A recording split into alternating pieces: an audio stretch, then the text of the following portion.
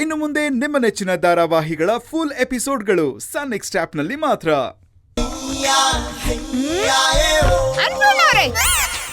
ಇಷ್ಟೆಲ್ಲ ಎಡವಟ್ಟು ನಿಮ್ಮ ಯಜಮಾನ್ರಿಂದ ಆಗಿರೋದು. ಈ ವಿಚಾರ ಏನಾದ್ರೂ ಹೊರಗಡೆ ಗೊತ್ತಾಯ್ತು ಅಂತ ಹೇಳಿದ್ರೆ ನಾನ್ ತಲೆ ಎತ್ಕೊಂಡು ಹೇಗ್ ಓಡಾಡ್ಲಿ? ಬೇಡ ರೇಖಾ, ಬೇಡ. ತಲೆ ಎತ್ಕೊಂಡ್ ಮಾತ್ರ ಓಡಾಡ್ಬೇಡಿ. ನೀವು ಒಂದ್ಸಲ ತಲೆ ಎತ್ಕೊಂಡ್ ಓಡಾಡಿದಕ್ಕೆ ಶೆಟ್ಟಿ ಬಂದಿದ್ದಾರೆ.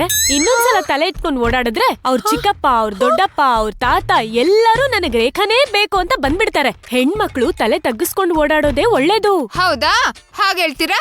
ಹಾಗಾದ್ರೆ ನೀವು ಶೂಟಿಂಗ್ ಹೋಗ್ತಿರಲ್ಲ, ಶೂಟಿಂಗ್ ಮಾಡ್ಬೇಕಾದ್ರೆ ತಲೆ ತಗ್ಗಿಸ್ಕೊಂಡೇ ಮಾಡಿ, ಗೊತ್ತಾಗತ್ತೆ. ರೇಖಾ, ಸುಮ್ನೆ ಇರಿ, ತಮಾಷೆ ಮಾಡ್ಬೇಡಿ. ಅನ್ಪೂರ್ಣ ಅವ್ರೆ, ಇವಾಗ ಆಗಿರೋದಕ್ಕೆ ನೀವೇ ಏನಾದ್ರೂ ಪರಿಹಾರ ಕೊಡಿ. ಹೌದು ಅನ್ಪೂರ್ಣ ಅವ್ರೆ, ಇದಕ್ಕೆಲ್ಲ ಪರಿಹಾರ ನೀವೇ ಹೇಳ್ಬೇಕು.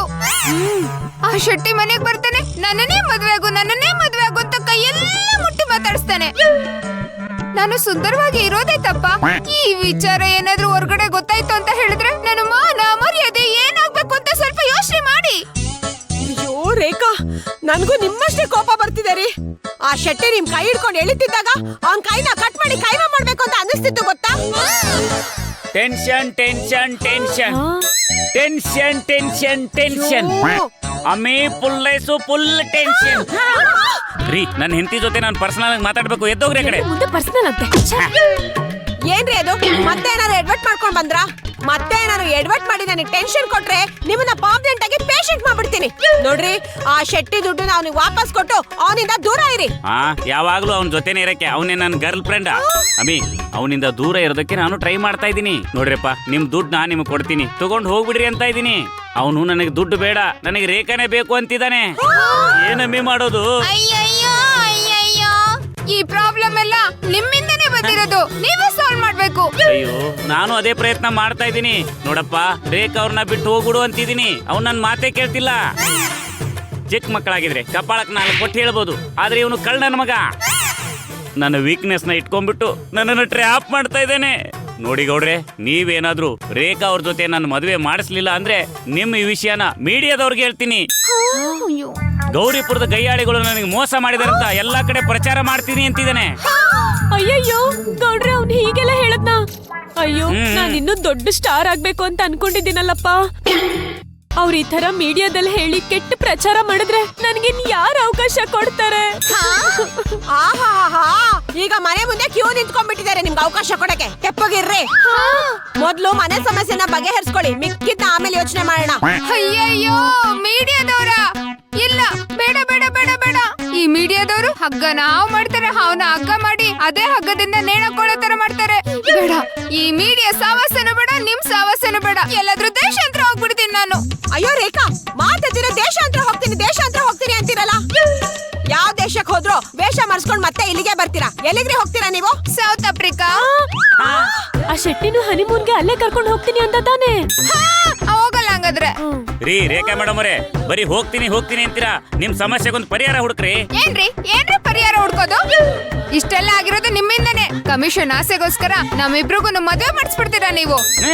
ರೀ, ಹಾಫ್ ಮೆಂಟಲ್ ರೇಖಾ ಮೇಡಮ್ ಅವರೇ, ಫುಲ್ ಮೆಂಟಲ್ ತರ ಮಾತಾಡಕ್ ಹೋಗ್ಬೇಡಿ. ನಾವೆಲ್ಲ ಯಾರು ಒಂದೇ ಗೂಡಿನ ಹಕ್ಕಿಗಳು. ನಿಮ್ಮನ್ನ ಮದುವೆ ಮಾಡಿಸೋದೇ ಆಗಿದ್ರೆ ಶೆಟ್ಟಿ ಬಂದ ಮೊದಲೇ ದಿನಾನೇ ನಿಮ್ಮನ್ನ ಅವ್ನು ಕೊಟ್ಟು ಮದುವೆ ಮಾಡಿಸ್ಬಿಡ್ತಿದ್ದೆ. ಪಾಪ ರಾಧಂಗೆ ಗಂಡ ಇಲ್ಲ ಅಂತ ಅವಳು ಬಾಳನ್ನ ಬೆಳಗೋಣ ಅಂತ ಏನೋ ಪ್ಲಾನ್ ಮಾಡಿದೆ, ಆದ್ರೆ ನನ್ ಬುಡಕ್ಕೆ ಬಂದ್ಬಿಡ್ತು. ಇಲ್ಲ, ಆ ಶೆಟ್ಟಿನ್ ಬಿಡಲ್ಲ, ಅವನಿಗೆ ಸರಿಯಾಗಿ ಬುದ್ಧಿ ಕಲಿಸ್ತೀನಿ. ಹಾ ಗೌಡ್ರೆ, ನನ್ಗೊಂದು ಮಾಸ್ಟರ್ ಐಡಿಯಾ ಬಂತು. ಹೀಗ್ ಮಾಡಿದ್ರೆ ಆ ಶೆಟ್ಟಿ ನಮ್ ದಾರಿಗ್ ಬಂದೇ ಬರ್ತಾನೆ. ಹೌದಾ?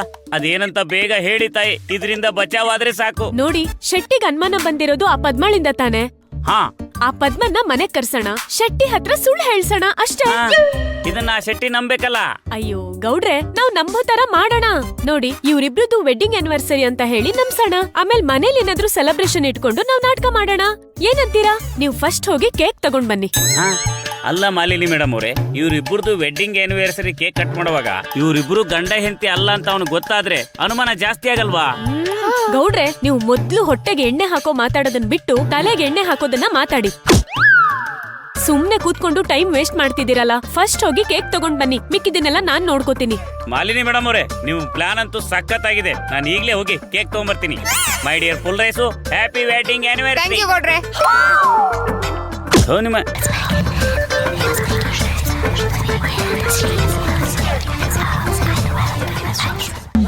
ರೇಖು, ಒಲವಿನ ಉಡುಗೊರೆ ಕೊಡಲೇನು, ಪ್ರೀತಿಯಿಂದ ತಂದಿರುವೆ ಇದನ್ನ.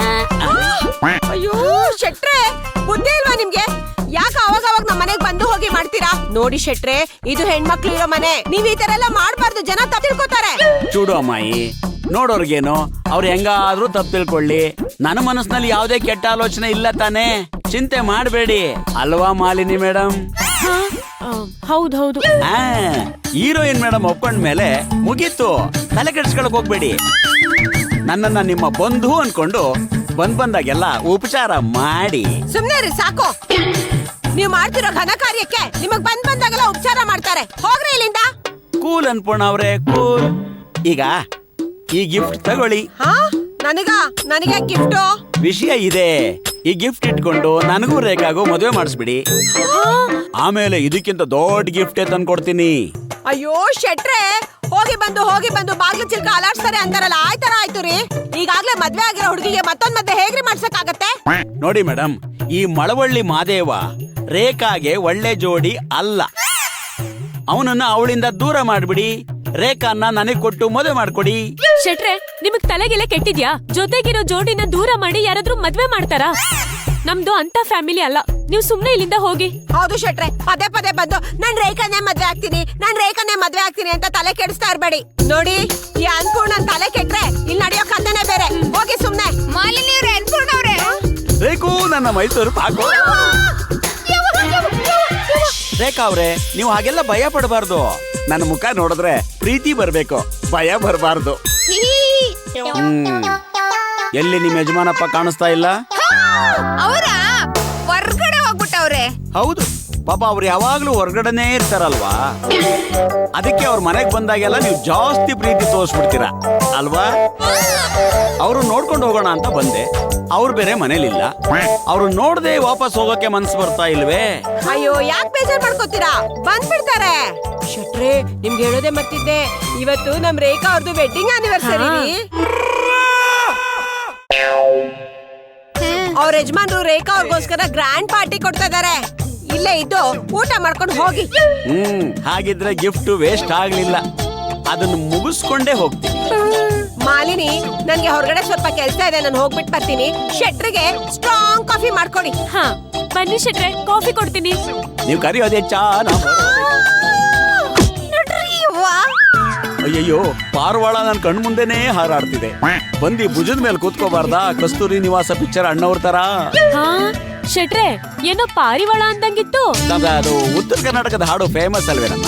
ಯಾವ ಹಾಡು? ಪ್ರೀತಿಯ ಪಾರಿವಾಳ ಆರೋಗ್ಯಕ್ಕೆ ನಾನ್ ಬಿಡಲ್ಲ. ಶೆಟ್ರೆ, ನೀವು ಫಸ್ಟ್ ಕೂತ್ಕೊಳ್ಳಿ. ಶೆಟ್ರೆ, ನಿಮ್ಗೆ ಕಾಫಿ ಪ್ಲಸ್ಸಾ ಲೆಸ್ಸಾ? ರೇಖಾ ಅವ್ರು ನೋಡಿದ್ಮೇಲೆ ಲೆಸ್ ಎಲ್ಲಿಂದ ಬಂತಮ್ಮ? Always plus. ಅವ್ರು ನೋಡಿದ್ಮೇಲೆ ಪಾಯಸದಲ್ಲಿ ಸ್ನಾನ ಮಾಡಿದಷ್ಟು ಖುಷಿಯಾಗಿದೆ ನನಗೆ. ಸರಿ ರೇಖಾ, ನೀವು ಕೂತ್ಕೊಂಡು ಮಾತಾಡ್ತಾ ಇರಿ, ನಾನು ಕಾಫಿ ತಗೊಂಡ್ ಬರ್ತೀನಿ. ಆಯ್ತು ಹೋಗಿ. ಅಲ್ಲ, ಪ್ಲಸ್ ಅಮ್ಮ. ಆಮೇಲೆ ಬಂತು, ಕೇಕ್ ಬಂತು. Hot cake, cool cake, pastry cake. ಬಾಯ್ಲಿ ಕುಚಂಡಿ. ರೀ ಶೆಟ್ರೆ, ನೀವ್ ಯಾಕ್ರಿ ಇಲ್ಲಿ ಬಂದ್ ಕೂತಿದ್ದೀರಾ? ನಿಮ್ಮನ್ನ ಯಾರಿ ಬರಕ್ ಹೇಳಿದ್ದು? ನೋಡು ಗೌಡ, ಯಾವುದೇ ಆಮಂತ್ರಣ ಇಲ್ಲದೆ ಇದ್ರು ನೇರವಾಗಿ ಬರುವ ಏಕೈಕ ಅತಿಥಿ ಅಂದ್ರೆ ಕರ್ನಾಟಕದಲ್ಲಿ ಶೆಟ್ಟಿ ಮಾತ್ರ. ನೀನೇನ್ ಭಯ ಪಡಬೇಡ, ನಾನು ಮೀಡಿಯಾದವ್ರನ್ನ ಕರ್ಕೊಂಡ್ ಬಂದಿಲ್ಲ. ಎದ್ರುಕೋಬೇಡ, ಸುಮ್ನೆ ನಮ್ಮವ್ರು ನೋಡ್ಕೊಂಡು ಹೋಗೋಣ ಅಂತ ಬಂದೆ. ನಿಮ್ಮವ್ರು ಹೋಗಿ ಒಂದು ವಾರ ಆಯ್ತಲ್ಲ. ಅವರು ಅಮ್ಮೋರು, ಇವರು ನಮ್ಮೋರು. ಈಗ ಬಂದು ನೋಡಾಯ್ತಲ್ಲ, ಈಗ ಹೊರಡಿ. ಯಾಕಯ್ಯ ಹೊರಡಿ ಅಂತೀಯ? ಅದೇನೋ ರೇಖಾದು ಆನಿವರ್ಸರಿ ಐತಂತಲ್ಲಪ್ಪ, ಅದಕ್ಕೆ ಇದ್ಬಿಟ್ಟು ಊಟ ಮಾಡ್ಕೊಂಡು ಹೋಗಿ ಅಂತ ನಿಮ್ಮ ಶ್ರೀಮತಿಯವರೇ ಹೇಳಿರೋದು. ಅದಕ್ಕೆ ಇದೀನಿ. ಅವಳೇ ಹೇಳಿಬಿಟ್ಲು. ಏ ಗೌಡ, ಗ್ರ್ಯಾಂಡ್ ಆನಿವರ್ಸರಿ ಅಂತಾರೆ, ಮನೆ ಏನು ಅಲಂಕಾರ ಮಾಡೇ ಇಲ್ವಲ್ಲಪ್ಪ? ರೀ, ಇದು ಆನಿವರ್ಸರಿ, ಮದುವೆ ಅಲ್ಲ. ಮದುವೆನೂ ಆಗುತ್ತಲ್ಲ ಬಿಡು. ಯಾರದು? ನಂದು ರೇಖಾದು.